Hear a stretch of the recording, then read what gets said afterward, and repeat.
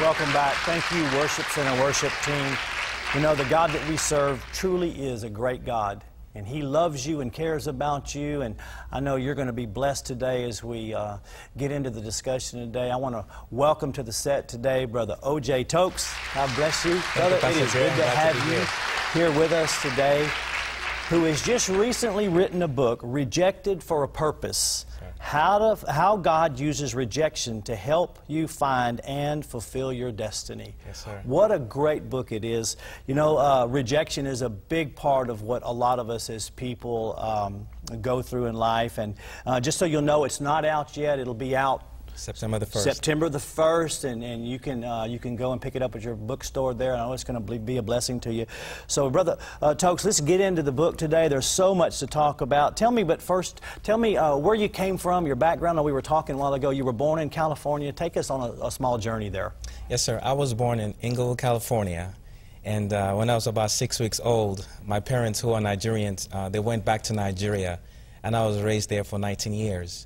I came back to the United States in 1994, and I was living in Richmond, Virginia, and I was involved with a church there called Faith Alive International Ministries, also known as the Richmond Christian Center.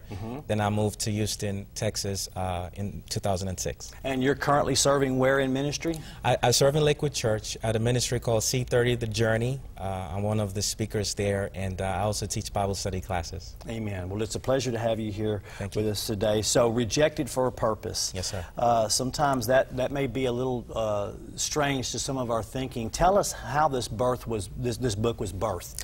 Well, interestingly, a couple of years ago when I lived in Virginia, you know, I thought that there was a particular lady that I was supposed to marry.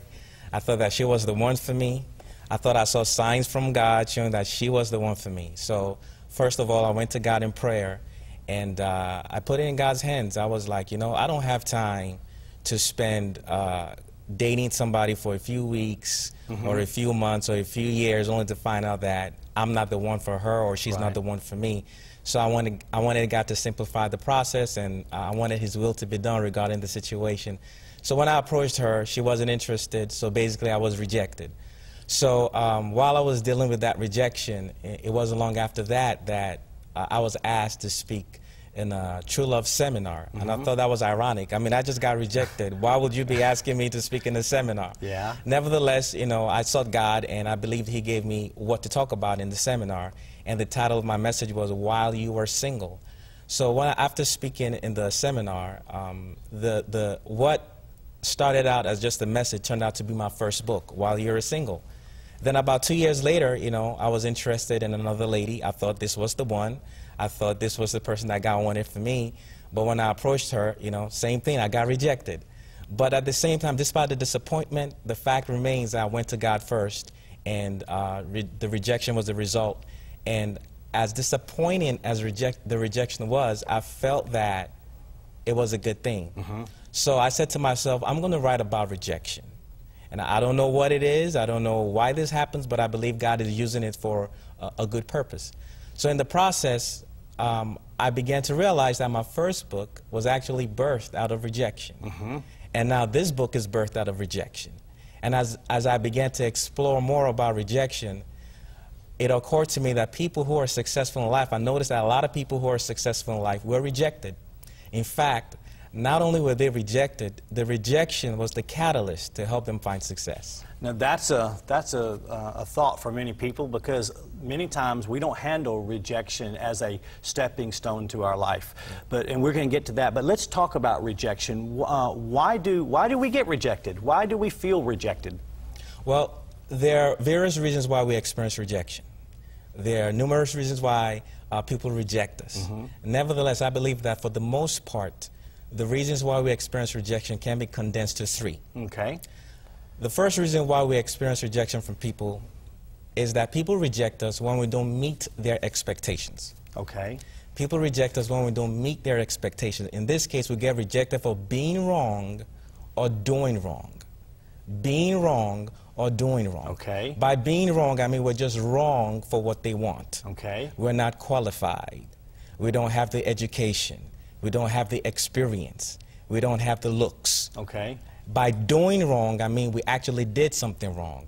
Like, for example, a husband is unfaithful to his wife. Right. Or a student assaulted an instructor. You know, they did wrong, and because of the wrong they did, they get rejected. So the first reason is we get rejected when we don't meet their expectations. Okay. Now, somebody might be watching and saying, wait a minute, I have the education, I have the experience, I have the looks, I have the character, but I'm still getting rejected. Well, that individual probably fits in the second category. The second reason why we experience rejection from people is because we exceeded their expectations. Okay. This is where we're right or we did right. By being right, I mean we're just too good for what they want. This is where someone applies for a job and they hear, you're overqualified, we can't pay you. This is where someone gets rejected because they want to do the right thing while everyone else wants to do the wrong thing. For example, in the story of Joseph in Potiphar's house, Potiphar's wife wanted to sleep with Joseph, but Joseph refused. He had character, you know, and he got rejected for that, ended up in prison. So the second reason why we experience rejection from people is because we exceed their expectations. The third reason why we experience rejection from people is somewhat a combination of the first two.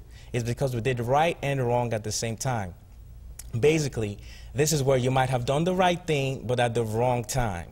So wrong timing is the reason why we experience rejection from people. I'm reminded of a saying that Dr. John Maxwell says. He says, the wrong action at the wrong time is a disaster. The wrong action at the right time is a mistake. The right action at the wrong time brings resistance, and the right action at the right time leads to success. Wow. So timing is one of the reasons why we experience rejection. Like Moses, for example, yes, he was called to deliver the Israelites, yes, but he killed an Egyptian. It wasn't time for him to deliver them. Wrong timing. Wrong right. timing. So he experienced rejection from the people who was trying to help in the first place. Yes. Yes. Those are great thoughts, great thoughts. What, how does rejection affect